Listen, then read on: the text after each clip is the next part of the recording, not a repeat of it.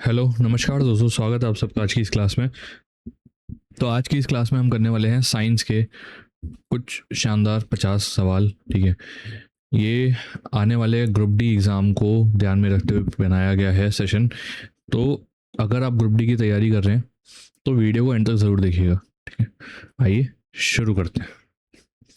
सबसे पहला सवाल है, किस भौतिक राशि का मात्र वोल्ट अपॉन एम्पियर होता है। ठीक है, वोल्ट अपॉन एम्पियर किसका जो है क्या होता है।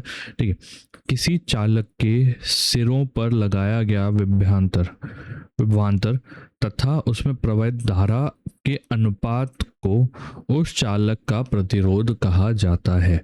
ठीक है, प्रतिरोध की परिभाषा क्या होती है? Volt upon ampere.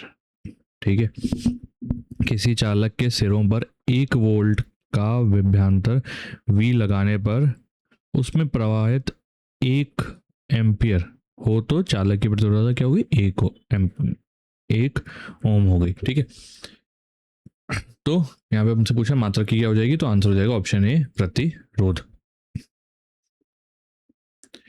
एक सेल के विस्फोट के बाद कई टुकड़े अलग अलग दिशाओं में उड़ जाते हैं, इस स्थिति में क्या संरक्षित रह जाता है?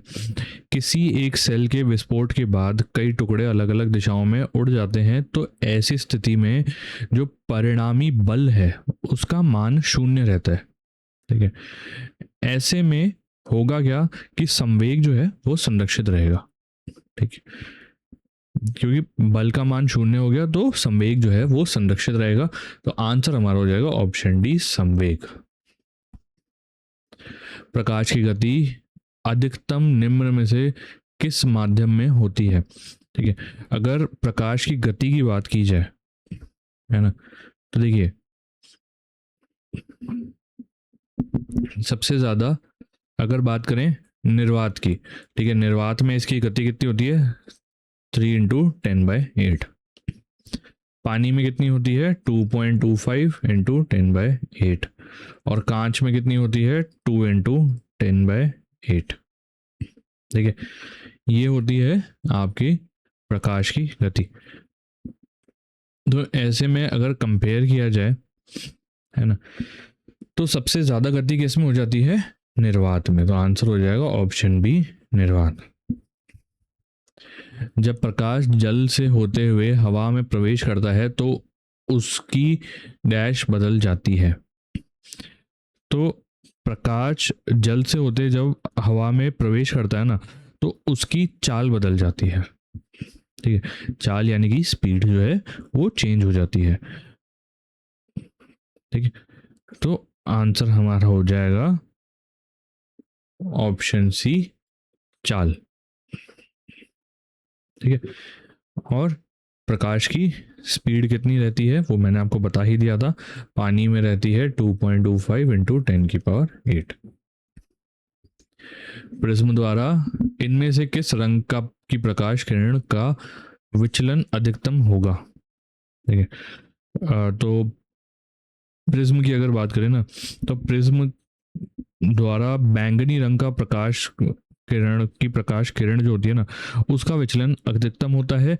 और सबसे न्यूनतम किसका होता है? लाल रंग का।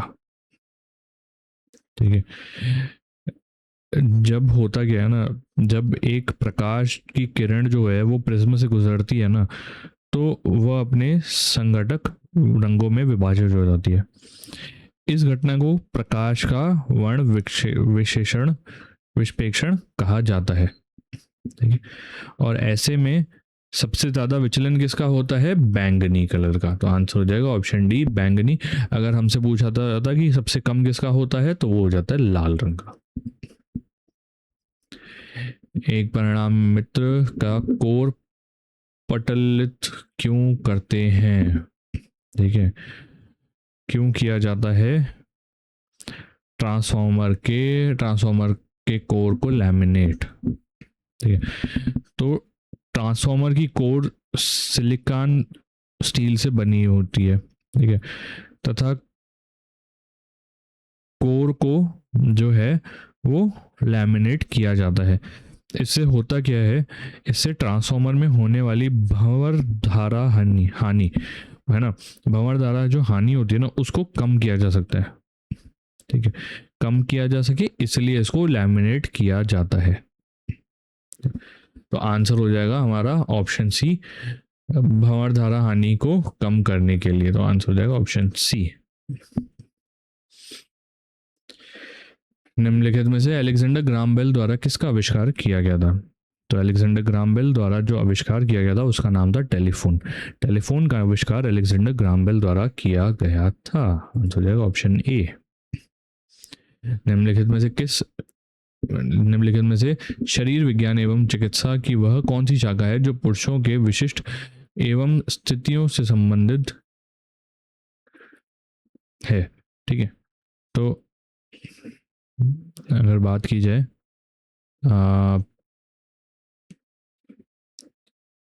स्पेसिफिक डिजीज और कंडीशन जो आदमियों से रिलेटेड है, तो वो कौन सी हो जाती है? वो हो जाती है आपकी एंड्रोलॉजी। एंड्रोलॉजी जो है वो आदमियों से रिलेटेड होती है। मानव नरों में मौजूद लिंग गुणसूत्र XY है, इनमें इनके बीच क्या अंतर रहता है?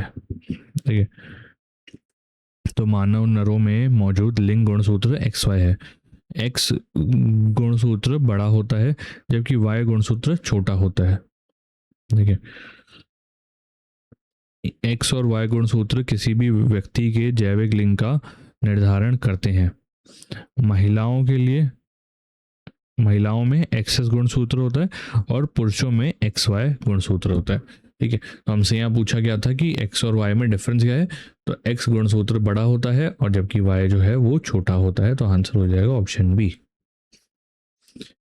भोजन नली की दीवारों के संकुचन और प्रसारण को डैश गति कहा जाता है। ठीक है, तो भोजन नली की दीवारों का जो संकुचन और प्रसारण की प्रक्रिया होती है ना उसको हम कहते हैं क्रमाकुंचन गति। ठीक है, क्रमाकुंचन यानी कि पेरिस्टलिसिस। तो आंसर हो जाएगा ऑप्शन ए। ठीक है, मुख गुहा से लार से सना हुआ भोजन निग द्वार यानी कि गलट से होकर ग्रास नली तक पहुंचता है। ठीक है, ग्रास नली एक लंबी नली होती है जो अमाशय में खुलती है। देखिए, डैश गुर्दे की नलिका की परत में मौजूद होती है। तो इनमें से क्या होती है? जो किडनी की ट्यूब्यूल की जो लाइनिंग है ना वहां पर मौजूद है, तो वो है आपकी क्यूबोडाइल एपिथीलियम। आंसर हो जाएगा ऑप्शन सी, क्यूबोडाइल एपिथीलियम। निम्नलिखित में से कौन सी बीमारी जीवाणुओं के कारण होती है? तो अगर बात की जाए इनमें से कौन सी बीमारी जो है वो जीवाणुओं के कारण हो रही है, तो वो है आपकी एंथ्रेक्स। आंसर हो जाएगा ऑप्शन डी, एंथ्रेक्स। ठीक है, निम्नलिखित में से कौन सा एक कोशिकीय हरित शैवाल है? तो कोशिकीय अगर हरित शैवाल की बात की जाए तो वो कौन सा होता है इनमें से? ठीक है, तो वो हो जाएगा आपको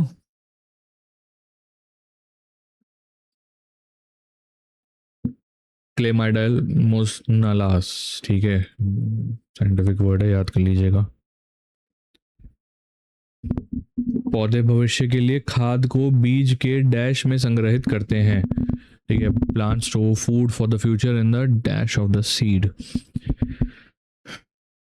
तो अगर बात की जाए तो देखिए बीजाण के बीज का निर्माण होता है। पौधे खाद को बीज के बीज पत्रों में संग्रहित करके रखते हैं। ठीक है, उल्लेखनीय है कि निषेचन के बाद बीजाण से बीज बन जाते हैं। बीज में प्राय एक बीजावरण और तथा भ्रूण होता है। देखिए, याद रखिएगा।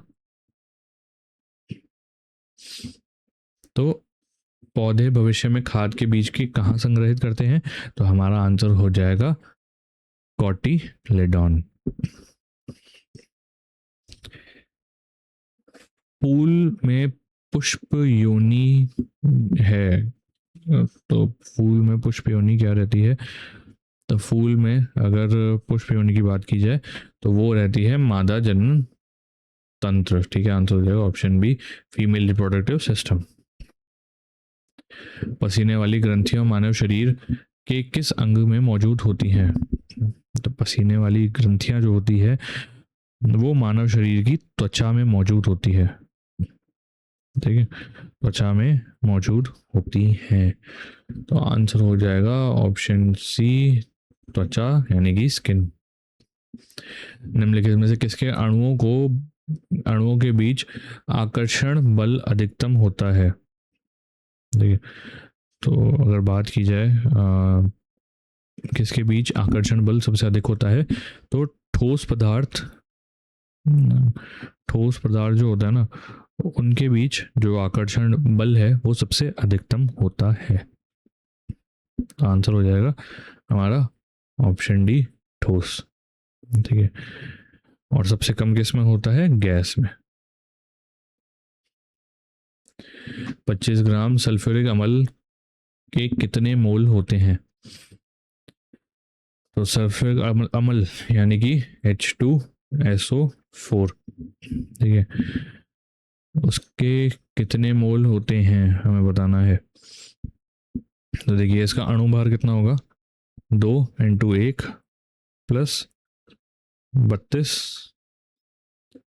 + 16 × 4। ठीक है, तो ये क्या हो गया आपका 98। ये तो इसका हो गया अणुभार। ठीक है, और सल्फ्यूरिक अम्ल H2SO4 का भार कितना हो गया? ये तो था आपका अणु भार, और भार कितना हो गया? भार हो जाएगा आपका 25 ग्राम। ठीक है, 25 ग्राम दिया हुआ है, तो मोल की संख्या कितनी हो जाएगी? पदार्थ का ग्राम में भार अपॉन पदार्थ का अणुभार यानी कि 98। 25/98, जिसको आप अगर आप कैलकुलेट करोगे तो 0.255 निकलेगा। तो हमारा आंसर हो जाएगा कितने मोल होते हैं? तो आंसर हो जाएगा ऑप्शन डी, 0.255। पानी के 5 अणुओं का द्रव्यमान क्या होता है? ठीक है, तो पानी के अगर 5 द्रव्यमान का अणुओं का द्रव्यमान पूछा जाए तो वो हमें कैलकुलेट करना है। तो H2O का पहले देखें, अगर एक द्रव्यमान है ना, वो कितना रहेगा? ठीक है, तो हो जाएगा 2 × 1 हाइड्रोजन का द्रव्यमान की संख्या प्लस ऑक्सीजन का द्रव्यमान यानी कि 16। ठीक है, 2 + 16 18, 18 तो हो गया, 18 यूनिट हो गया एक का। हमें पूछा गया 5 का कितना होगा, तो 5 × 18 यानी कि 90 यूनिट। तो आंसर हो जाएगा ऑप्शन बी, 90 यूनिट। सबसे भारी ऑर्बिट में डैश में इलेक्ट्रॉन की संख्या एक समान होती है। तो सबसे भारी ऑर्बिट में, ठीक है, आर्सेनिक तथा बिस्मथ, ठीक है, आर्सेनिक AS और बिस्मथ के इलेक्ट्रॉन्स की संख्या जो होती है ना वो एक समान होती है। क्यों? क्योंकि ये दोनों ही एक ही वर्ग के सदस्य हैं, जो वाम कोश के इलेक्ट्रॉनों की संख्या समान 5 होती है, जिनमें 5 होती है। ठीक है, तो आंसर हो जाएगा हमारा आर्सेनिक और बिस्मथ। इनमें से कौन सा विलन पीएच पेपर को नीला कर देगा?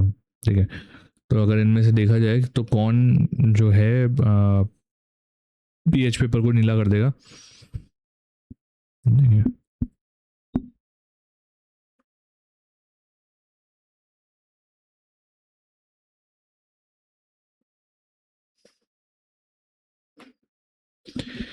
तो इनमें से अगर बात करें तो सोडियम हाइड्रोक्साइड जो है ना, सोडियम हाइड्रोक्साइड, ठीक है, ये लाल लिटमस पेपर को नीला कर देता है। तो आंसर हो जाएगा हमारा ऑप्शन है सोडियम हाइड्रोक्साइड। विद्युत आवेश का एसआई मात्रक क्या है? विद्युत आवेश का एसआई मात्रक की अगर बात की जाए तो वो क्या है?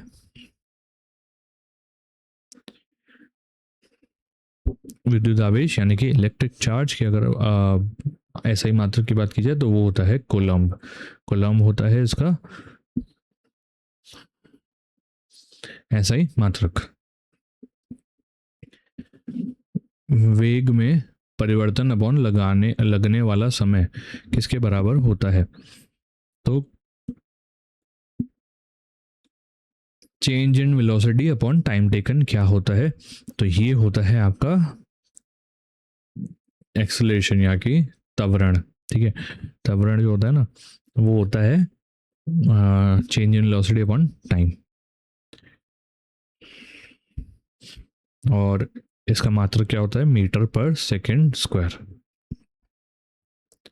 गहरे समुद्र में पानी का रंग नीला किसके कारण दिखाई देता है? तो गहरे समुद्र में पानी का रंग प्रकाश के प्रकीर्णन के कारण नीला दिखाई देता है। ठीक है, तो आंसर हो जाएगा हमारा ऑप्शन ए, प्रकाश के प्रकीर्णन।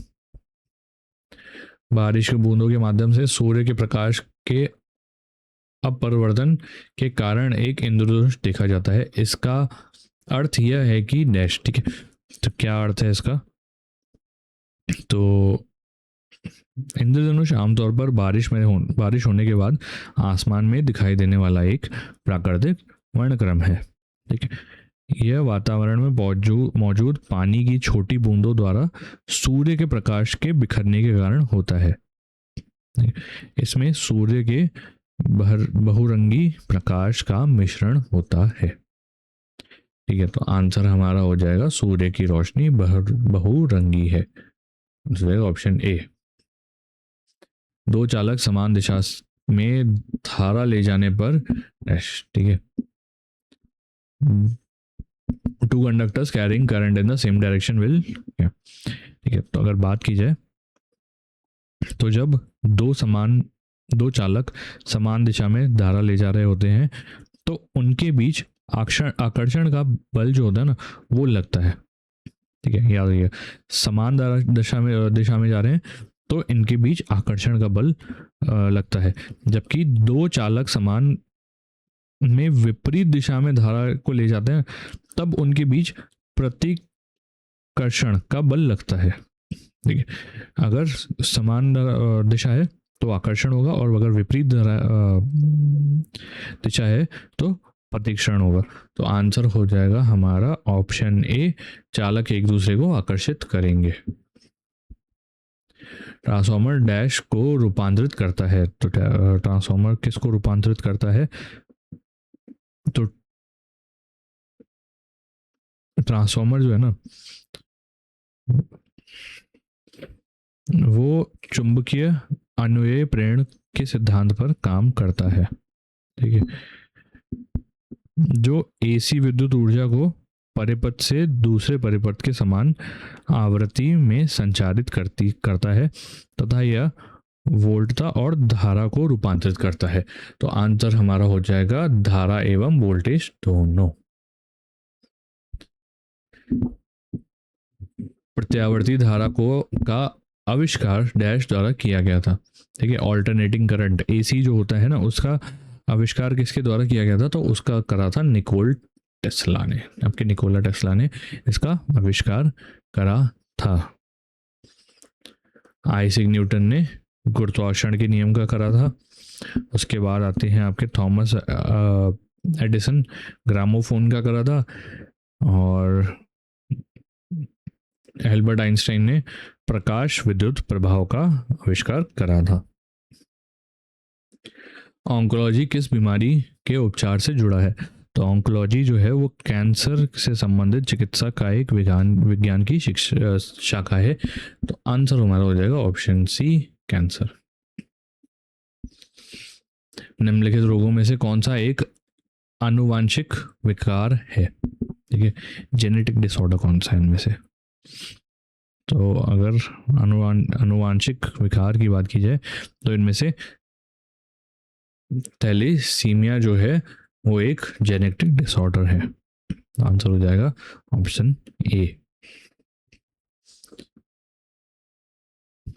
अग्राशयी रस में मौजूद डैश एंजाइम प्रोटीन को अमीनो एसिड में परिवर्तित करता है। ठीक है, तो कौन सा एंजाइम की बात हो रही है यहाँ पे? तो आप हमारे बात कर रहे हैं ट्रिप्सिन की। आंसर हो जाएगा ऑप्शन ए, ट्रिप्सिन।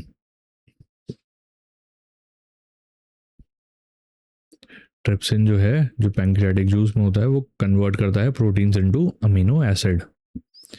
मानव शरीर में कितनी स्पाइनल नर्व्स होती हैं? तो स्पाइनल नर्व्स की अगर बात की जाए तो मानव शरीर में कितनी मौजूद होती हैं? तो ये होती हैं 31 जोड़ी। 31 जोड़ी मौजूद होती हैं मानव शरीर में। नर और मादा युग्मक आपस में मिलकर डैश बनाते हैं। तो क्या बनाते हैं? तो वो बनाते हैं आपके युग्मज, जाइगोट। निर्धारता रोग यानी कि स्लीपिंग सिकनेस इनमें से किसके कारण होता है? तो स्लीपिंग सिकनेस की अगर बात की जाए तो वो आपका होता है सीसी मक्खी के कारण। आंसर हो जाएगा ऑप्शन सी, सीसी मक्खी। निम्नलिखित में से किसे पादप जगत का उभयचर कहा जाता है? देखिए, एम्फीबियन ऑफ प्लांट किंगडम किसको कहा जाता है? तो ये हैं आपके ब्रायोफाइट्स। आंसर हो जाएगा ऑप्शन सी, ब्रायोफाइट्स। पादपों में निषेचन के बाद बीजांड डैश में परिवर्तित हो जाता है। In plants after fertilisation the ovule changes into dash. तो किस में चेंज हो जाता है? तो वो हो जाता है आपका बीज में चेंज। आंसर हो जाएगा ऑप्शन ए, बीज यानी कि सीड। तने के जरिए क्या फैलता है? ठीक है, तो तने के जरिए क्या फैल रहा है आपका?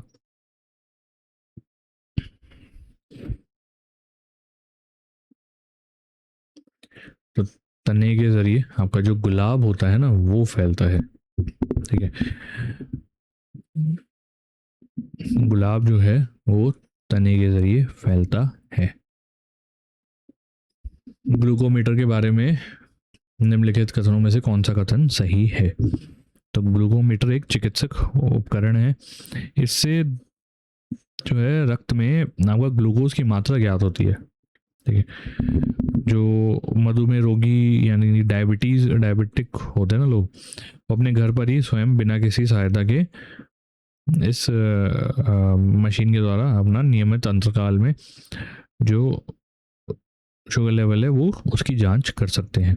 ठीक है, तो इनमें से कौन सा कथन जो है वो इस ग्लूकोमीटर के बारे में सही है? तो अगर आप चेक करेंगे तो ये हो जाएगा आपका, यह एक चिकित्सक उपकरण है। आंसर हो जाएगा ऑप्शन ए, यह एक चिकित्सक उपकरण है। डैश में विसरण अत्यधिक तीव्रता से होता है। ठीक है, diffusion occurs the maximum intensity in dash. तो सबसे ज़्यादा होता है आपका गैस में। ठीक है, तो पदार्थ की तीन अवस्था होती है, एक ठोस, द्रव्य और गैस। तो गैस में जो है वो विसरण जो है ना वो अत्यधिक तीव्रता से होता है। क्यों? क्योंकि गैस के अणुओं के आकर्षण और प्रतिक्षण नहीं होता है। तो आंसर हमारा हो जाएगा ऑप्शन सी, गैस। CO2 के 10 मोल्स का द्रव्यमान क्या होता है? तो CO2 के अगर 10 मोल का द्रव्यमान निकालना है तो पहले एक का निकाल लेते हैं। C+O2 क्या है? 12 प्लस 2 × 16 यानी कि 32 + 12 हो जाएगा आपका 44। अब 10 का कितना हो जाएगा? तो मल्टीप्लाई कर दीजिए 10 से, 440 हो जाएगा आंसर। आंसर हो जाएगा ऑप्शन बी, 440। सभी तत्वों के सापेक्ष परिमाणिक द्रव्यमान डैश के एक परमाणु से के संबंध में पाए गए हैं। Relative atomic masses of all elements have been found with respect to an atom of dash। तो ये जो है ये आपके मिले हैं आपके C12 के अंदर। देखिए आंसर हो जाएगा हमारा C12। इलेक्ट्रॉनिक विन्यास 2-6 वाले तत्व की पहचान करें। देखिए, तो ऐसा एलिमेंट जिसका इलेक्ट्रॉनिक कॉन्फ़िगरेशन जो है वो 2-6 है, वो हमें बताना है।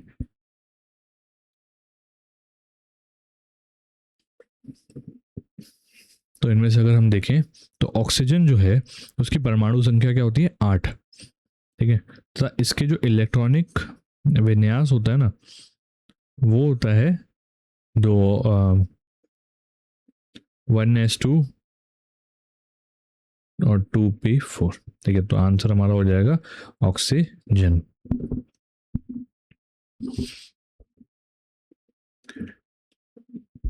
साइक्लोहेक्सेन में सीसी बांध और सीएच बंध होते हैं। इस प्रकार कुल डैश सहसंयोजी बंध होते हैं। कितने सही, total number of covalent bonds कितने होते हैं साइक्लोहेक्सेन में? ठीक है, तो साइक्लोहेक्सेन की अगर बात की जाए तो कोवेलेंट बॉन्ड्स कितने होंगे इसमें? ठीक है,